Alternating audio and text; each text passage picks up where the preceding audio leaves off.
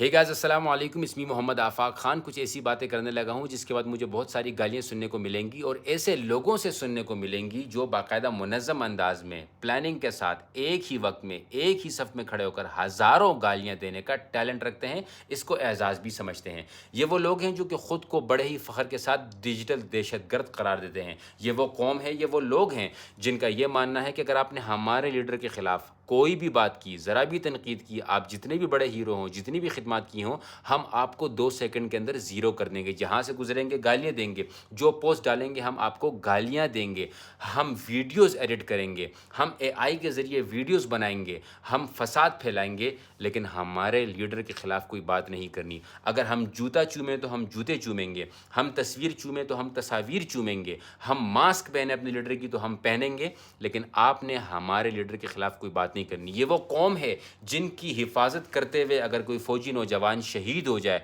हाँ, कुछ अफ़सरान के साथ सबको कोई ना कोई मसला है, लेकिन शहादत पर भी ये लोग मज़ाक उड़ाएँगे क्योंकि इनके लीडर के ख़िलाफ़ उनके बड़ों ने कोई एक बात कही थी जो इन लोगों को पसंद नहीं आई।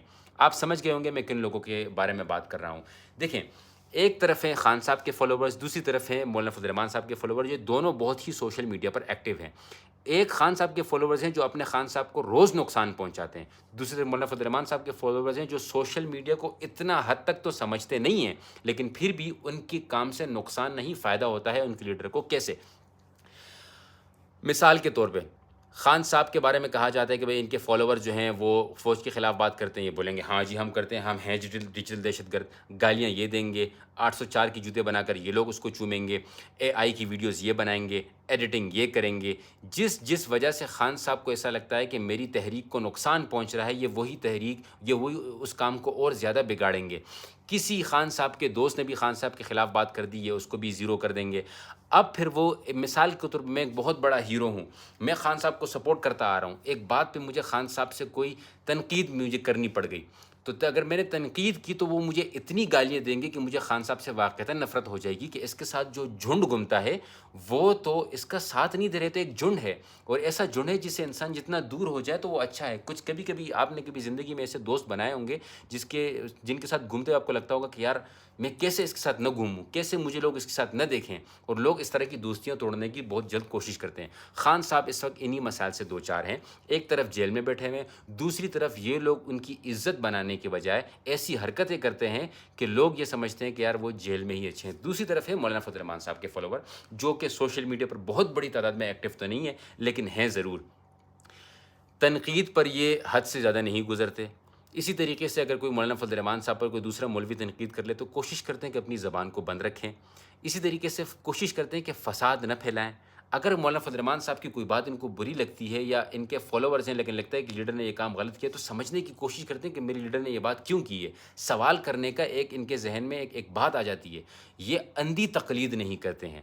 इसी के साथ-साथ ये देखते हैं कि हमारे लीडर किन चीज़ों से चिढ़ है उसको जो हम न करें, किन चीज़ों से हमारे मुल्क को नुकसान पहुँच सकता है जो वो हम न करें, जिसकी वजह से मौलाना फजल रहमान साहब के फॉलोवर्स उलमा होने के बावजूद, ये दीनी तबके से ताल्लुक़ रखने के बावजूद सोशल मीडिया को इस हद तक समझते हैं कि फ़साद कम से कम उनकी वजह से फैलता है। सबसे ज़्यादा फ़साद जो फैलाने की जड़ जो है वो खान साहब के फॉलोवर्स हैं।